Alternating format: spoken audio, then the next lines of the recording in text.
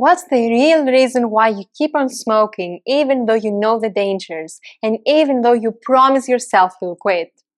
Hi, this is Nasia Davos, and in this video you will learn what's the real reason you keep lighting up even though you want to or have to quit.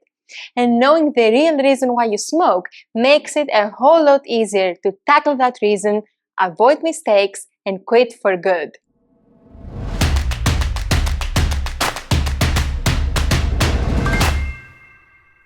Before we get into it, make sure you subscribe to this channel and hit the bell button so you can get more videos that will help you stop smoking. So what's the real reason why you smoke? But before that, let's talk about why most people think they smoke. Most people think they smoke because nicotine is a powerful physical addiction and there are strong physical cravings. We're going to talk about the physical cravings in a bit.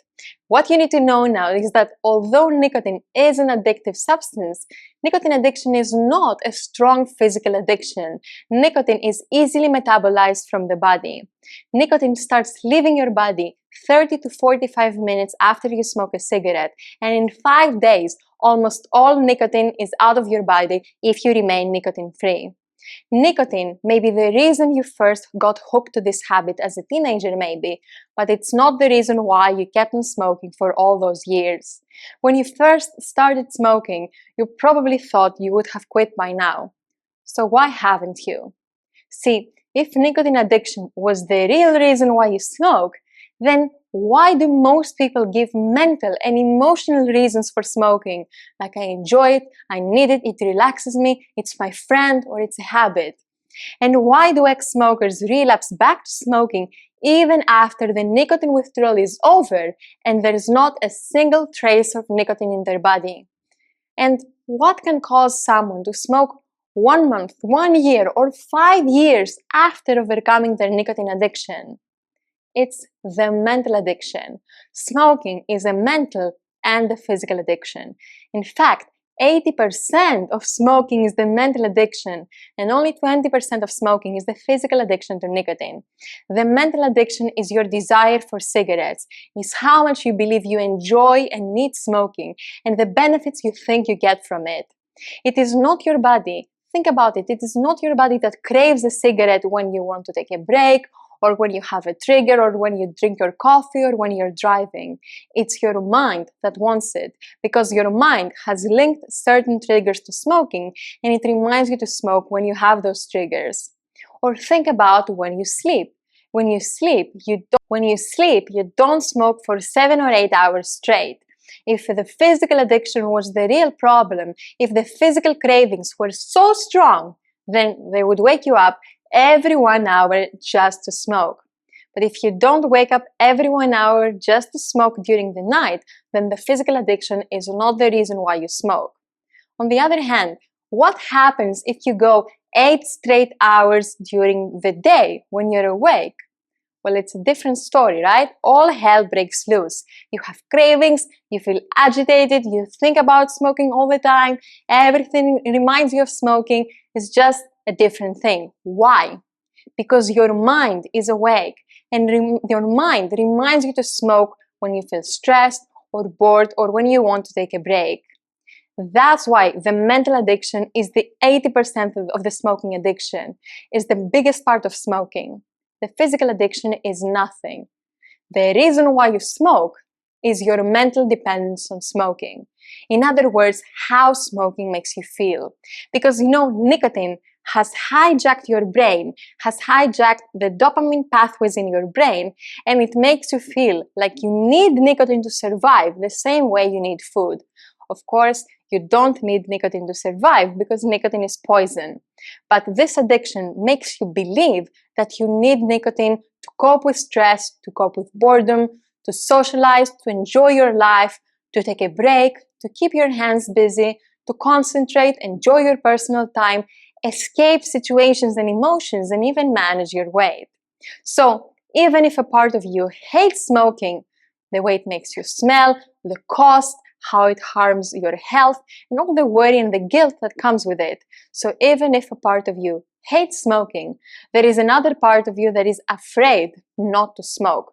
because you're used to smoking in many moments in your day, and all these situations have been linked so closely with your smoking habit that on some level you're afraid that if you quit, your cigarettes will magically take away with them your capacity to enjoy life and cope with your problems. So what keeps you stuck is fear. Fear of change, fear of failure, fear of cravings, the fear of the unknown, or the fear that you will turn into someone else. All this fear is caused by the mental addiction. And addiction is not enjoyment. If you're someone who thinks that you really enjoy smoking, let me ask you this. If you could wake up tomorrow and never smoke again, no cravings, no memory of smoking, not miss it, not desire it, nothing, would you do it? Most people would gladly take that opportunity. And if you would also do it, it means that you don't really enjoy smoking. Because if you really enjoy smoking, then why stop? And if you really enjoyed smoking, then why watch quit smoking related videos like this one? You do that because a part of you knows that you don't want to be smoking. A part of you knows that smoking offers you nothing. But as long as you believe it does, and as long as you believe that smoking adds some kind of value to your life, you will keep craving cigarettes. So basically what you see as enjoyment or love or friendship, in reality, it's an abusive relationship based on lies and fear. You smoke because you're afraid of what will happen if you don't. Because you think you can't live without it. But that's an illusion. That's a lie. That's what addiction is. Addiction makes us believe we can't live without the thing we're addicted to. But of course you can. The truth is that you will be better off as a non-smoker because smoking offers you nothing. What you do as a smoker, you can do better as a non-smoker. For example, you can cope with stress and anxiety better as a non-smoker, and this has been proven by research as well, because you don't have all the addiction and the anxiety and the tension in your body. Just think about it.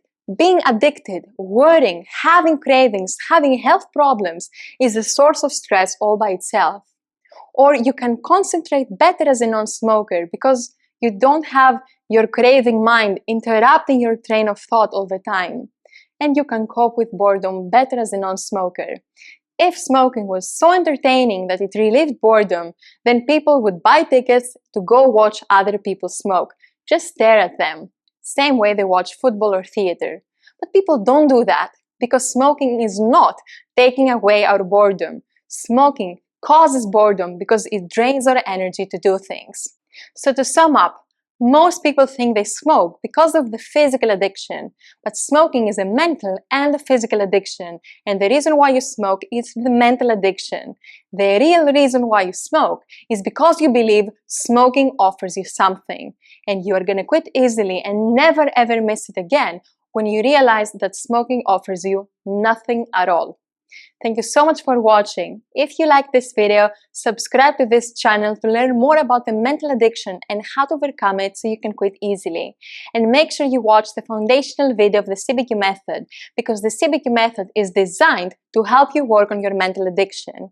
And before you go, leave a comment below and let me know what's the reason you smoke. I'm looking forward to reading your comments. See you in the next video.